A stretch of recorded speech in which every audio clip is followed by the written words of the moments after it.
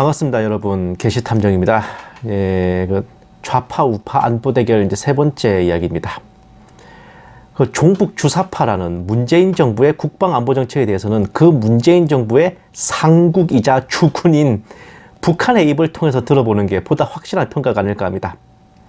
북한의 평론은 이렇습니다. 보세요. 북매체 남한 군비 증강에 동족 대결했던 보수 정권과 다른 건 뭔가? 2021년 11월 3일 앞에선 대화 타령, 뒤에선 칼을 갈아. 북한 매체는 남측 당국이 과거 보수 정권 때보다 훨씬 높은 천문학적인 액수를 무기 도입에 쏟아붓고 있다며 앞뒤가 다른 이중적 형태라고 비난했다. 대외 선전 매체 통일의 메아리는 이날 최근 남조선 당국이 무장 장비 도입 및 개발을 집요하게 추진하고 있다면서 군 독자 통신 위성인 아나시스 2호와 고고도 무인정찰기 글로벌 호크, 패트리어트 미사일 등을 언급했다. 그러면서 천문학적 액수를 탕진하여 퍼붓는 국방 예산의 증가 비율을 따져보면 오히려 보수 정권 때보다 더 높다면서 동족 대결의 환장이 되어 돌아가던 보수 정권과 다른 것이 과연 무엇인가 하는 의문이 들지 않을 수 없다고 지적했다. 자, 다음. 특히 앞에서는 대화와 평화 타령을 읊조리고 뒤에서는 동족 대결에 칼을 갈고 있는 남조선 당국의 처사야말로 이중적 행태에 극치가 아닐 수 없다고 비난했다. 이 매체는 남조선 당국의 망동은 조선 반도의 정세를 불안정하게 만드는 것은 물론이고 동북아시아의 정세 안정에도 부정적 영향을 미치고 있다고 덧붙였다. 북한은 지난달 25일부터 오는 5일까지 실시되는 연례 야외 기동 훈련인 2021년 호국 훈련에 대해서도 비난의 목소리를 냈다. 대외 선전 매체 려명은 남조선의 군부 호전 세력들이 이번에 화양내 짙은 호국훈련 소동을 또다시 벌여놓은 것은 철도철미 동족에 대한 적대시 정책의 집중적 표현이라면서 조선반도 정세를 첨예한 대결 국면에 몰아넣는 것은 무분별한 군사적 망동이라고 비난했다. 다음.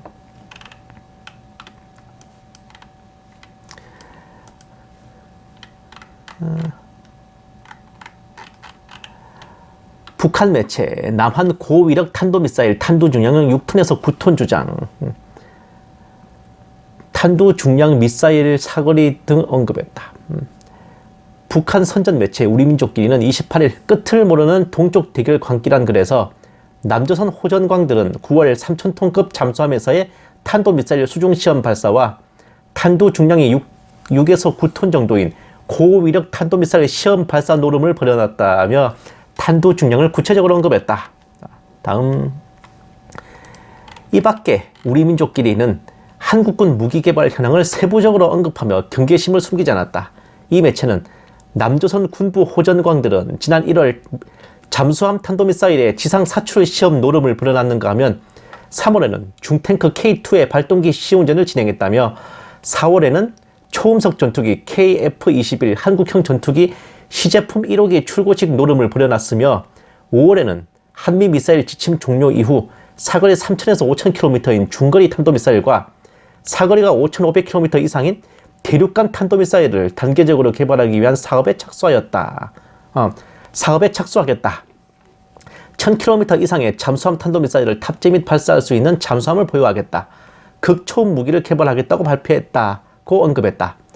또 올해 남조선 군부 호전광들은 6.8mm 소총, 신형 전투장갑차 레드백과 타이곤, 신형 지뢰제거용 장애물 캐처 장갑차, K56 포탄 운반 장갑차, 지능형 다목적 무인 차량, 유무인 복합체계용 소형 무장 직선기, 헬리콥터예요.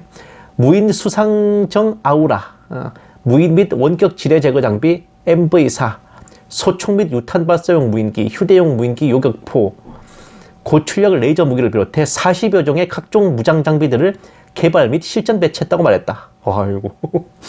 이 매체는 그러면서 이렇듯 온 한 해 무장 장비 현대화 노름의 현안에 대해 돌아친 남조선 호전광들이 해가 저무는 마지막 날까지 새로운 무장 장비 개발에 나설 흉심을 또다시 드러내고 있다며 이는 명백히 북침전쟁 준비를 다그치려는 동족 대결 광기의 발로다. 조선반도의 전쟁 위협을 증가시키는 결과만을 초래할 뿐이다 라고 비판했다. 이거 보수 우파 정권 아닙니다. 그 문재인 정부예요. 앞에서는 허허 웃으며 친한 척하며 전쟁 위기를 감수하고 도발 위협을 줄여놓은 후 뒤로는 온갖 무기 도입과 개발로 군사력을 증강시켜 놓은 문재인의 안보 정책은 굉장히 의외였습니다. 북한의 저 논평들이 그대로 문재인 정권의 안보 성적표예요. 흔히 문재인이 전방사단들을 해체시켜 국방력을 약화시켰네 어쨌네 하는데 출산율의 감소로 입대 자원 자체가 줄어든 상황에서 그에 맞게 부대 편성을 구조조정하고 통폐합하는 건 당연한 거예요. 예를 들면 일반명이 충원되어야 전투력이 발휘하는 사단급 부대에 충원될 병력이 9,000명 뿐이라면 사단 편제를 해체하고 4,500명 규모의 여단 2개로 편성하거나 병력이 모자란 다른 사단에 충원한 후 남은 병력으로 한 개 연대나 여단을 편성하는 게 오히려 나은 선택입니다. 지금이야 평시라서 편제 병력이 부족해도 별 문제 없지만 전시에는 엄청난 문제예요. 편제 인원의 10%만 비거나 날아가도 전투 상황에서는 전멸로 칩니다. 후방으로 빼가지고 재편성에 들어가야 될 상태란 말이에요. 문재인 때에 그 작업을 성사시킨 것뿐이지 이전 정권들도 모두 필요성을 인지하고 추진했던 정책입니다. 그럼에도 불구하고 좌파 주사파 정권이라는 엄청난 핸디캡으로 인해 문재인 정부 내내 보수파에서는 국방 안보 불안에 시달렸고 안보를 위해 정권 교체를 하자는 목소리가 크게 일어난 끝에 지난 대선에서 윤석열이 당선돼서 집권했어요.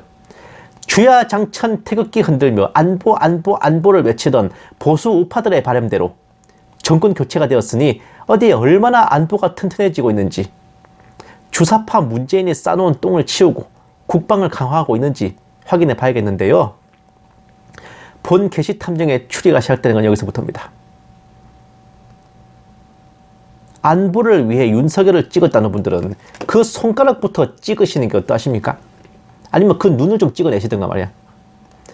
이미 대선 후보 토론 때부터 국방과 안보에 대해 기초적인 소양도 없다는 게 드러난 마당에 이재명만 아니면 된다는 생각에 윤석열을 찍어낸 결과가 뭡니까? 북한과의 관계는 파탄이 나면서 도발 위협은 물론 온갖 신형 무기나 미사일 실험을 북경으로 벌이고 있죠. 그 와중에 어떻게든 북한을 제어할 수 있는 중국이나 러시아와 관계를 돈독히 해도 모자랄 판에 태도 안 한 대만 발언으로 중국에게 원수를 지고 문재인도 안 하던 우크라이나 무기 지원으로 러시아에게 원한을 줬으니까 이게 대체 뭐 하는 짓입니까? 거기다가 국방과 안보를 중시한다는 분이 당장 눈앞에 북한이라는 주적이 있는데도 155mm 포탄을 80만 발이나 가져다가 남의 나라 전쟁터에 퍼줄 생각을 한다면 도대체가 생각이 있는 겁니까 없는 겁니까? 155mm 포탄 80만 발이면 국군 포병의 자주포 80개 대대가 전투를 위해 보유한 포탄의 총량에 필적하는 수준이야. 만들어낸다 해도 이게 5년 6년이 걸릴 물량인데 이걸 갖다가 남의 나라에 퍼주면 우리 군은 어쩌란 말입니까? 적과 대치한 군대의 전투 물자가 도박장 판돈입니까? 카지노 코인입니까 이게? 응? 기껏 한미 정상회담이라고 치고 가서는 게맛살 케이크 한 접시 얻어먹고 핵무기 핵잠수함 개발은 몽땅 포기해버리고 왔다니까 이거 뭐하자는 시츄에이션입니까? 그 주사파 문재인도 핵잠수함 개발을 추진했는데 이거는 거꾸로 가자는 겁니까? 대대로 우파 정부의 안보 정책은 한미동맹을 중시하고 북한과 대립하며 국군 증강에 소홀하고, 좌파 정부의 안보 정책은 한미동맹을 경시하고 북한과 친밀하고 국군 증강에 신경 쓰는 방향이었는데 이거 돌려 말하면요, 우파 정부의 안보는 한미동맹만 믿는다는 소리입니다. 북한의 도발을 멈추게 할 외교적 협상 노력이나 아니면 국군의 군사력과 국방력을 강화할 투자 노력은 도외시한 채 한미동맹만 붙들고 있으면 알아서 이 나라 안보와 국방이 지켜질 줄 아는 거라고요. 그걸 입증하는 게 우파 정권 들어가지고 좌파 정권 때만큼의 국방비 투자도 안 한다는 거예요. 그런데 분명한 건요, 내 나라 군대에 무기고와 탄약고가 비어있으면 동맹이고 지랄이고 좆도 무의미하다 이거야. 만국 공법이 대포 한 번만도 못하단 말이 괜히 있는 게 아니에요. 조약이고 협정이고 동맹이고 내 손에 무기와 탄약이 든든하게 쥐어져 있을 때나 그게 의미가 있는 얘기입니다. 하다하다 무기고와 탄약고까지 털어주면서 그 무슨 동맹이 우리나라를 지켜줄 거라 생각한다면 큰 착각입니다. 진정으로 나라를 지켜주는 것은 외국가의 종이 쪼가리가 아니라 국방 예산과 우리 군대의 무기와 탄약입니다. 혹자는 6.25 전쟁 때 은혜를 입었으니 운운하면서 혈맹 드립치시는데 미국도 성인군자 아닙니다. 동서냉전 시기에 자국의 국익과 안보가 걸려있기 때문에 두 팔 걷어붙이고 우리나라를 도와준 거고요. 무엇보다도 그때 진 빚은 월남전 파병을 비롯해가지고 현재까지 미국의 동맹으로서 각종 정책들에 협조하고 도운 것으로 이미 이자의 이자까지 다 쳐서 갚은 지 오래입니다. 그동안 말로만 안보 외치던 우파 정권들의 실상은 안보를 빌미로 정권을 유지하고 표만 얻을 마케팅 전략이었다는 거야. 실상은 까보면 안보에 조도 투자하는 것도 없으면서 안보 어쩌고 하면서 그거 빌미로 표만 얻겠다는 심보였지. 그 중에서도 현 윤석열 정부는 가장 최악의 패착을 저질렀어요. 안보를 위해 정권 교체를 했다는 분들의 주장을 별 미친 개소리로 만들어줬습니다. 오히려 불안했던 좌파 정권들이 안보를 외치던 우파 정권보다 더 국방력 강화에 진심이었어요. 정권 교체 후에 이 나라가 대통령 하나 잘못 뽑은 대가로 러시아와 중국과 완전히 등지게 됐고 본인들 앞가림도 휘청거리는 미국에게 거의 동맹도 아니라 속국의 괴뢰 정권 수준으로 굽신거리면서 피 같은 포탄까지 내다봐야 하고 있으니까 지금이야말로 박근혜 대통령 이래로 최악의 안보 위기 상황입니다. 러시아가 우리나라와의 불곰 사업 이래로 북한과의 군사 교류를 끊었는데요. 우리가 우크라이나에 살상 무기를 지원하면서 러시아와의 우호를 깨버린다면 러시아도 북한의 최신 무기를 지원해주지 않을 이유가 없지 않습니까? S-400이라고 하는 대공 미사일 몇 세트만 러시아가 북한에 지원한다면 대전 이북으로 우리나라 공군 전투기는 한 대도 뜰 수가 없어요. 우리의 공군력이 봉쇄된 상태로 북한에 맞서야만 되는 사태가 벌어질 수도 있다는 것을 우크라이나를 빨아주고 미국 발바닥을 핥아주는 이런 우파들이 알기는 할지 의문입니다. 중국과 그렇게 원한을 줬는데 과연 포탄을 만들어낼 원료를 중국이 우리나라에 수출해 줄지도 의문이고 말이죠. 이런 거 생각해 보셨어요? 응? 최고의 안보는 안으로는 우리 군을 증강시키고 밖으로는 외국과 두루 친밀하여 위협이 날 상황 자체를 만들지 않는 것이라는데 현 정권은 가장 최악의 조합을 환상적으로 갖추고 있단 말입니다. 이 외에도 지지율과 표를 의식한 병사 월급 폭등과 복무기간 단축 등으로 장교 부사관 지원이 급감해가지고 사관 생도가 중도 퇴교하고 ROTC 학사장교는 미달 위기에 처했어요. 기존의 근무 중인 간부들도 장교 부사관들도 줄을 이어 전역하고 나와버림으로써 아예 군의 기반이 뿌리부터 휘청거리는 아찔한 상황도 지금 현재 진행형입니다. 걸핏하면 군복 입고 나와서 태극기 휘두르면서 안보와 국방을 소리 높여 외치던 그 무슨 보수파분들께서는 이 상황 어떻게 수습하시겠습니까? 니네들이 나가 싸울 거야? 본 게시탐정은 정규 예비군 동원 훈련 외에도 평시에도 동원 부대에 편성돼가지고 주말에 훈련을 받는 비상근 선발 예비군에 지원해가지고요. 2019년부터 4년째 제가 지금 소속돼 있어요.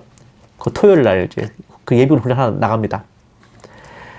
새 정권이 들어서고 나서는 보다 진지한 마음으로 훈련에 임하고 있거든요. 왜? 이렇게 위태위태하고 불안한 때에 제 한 몸이라도 안보를 위해서 좀 보탬이 돼야 될 것 같아서요. 이제 믿을 거는 어제 용사들 예비군 뿐인지 실로 깝깝스러울 뿐입니다. 제가 군복에 다리미질을 멈출 새가 없어 진짜. 감사합니다. 게시탐정이었습니다.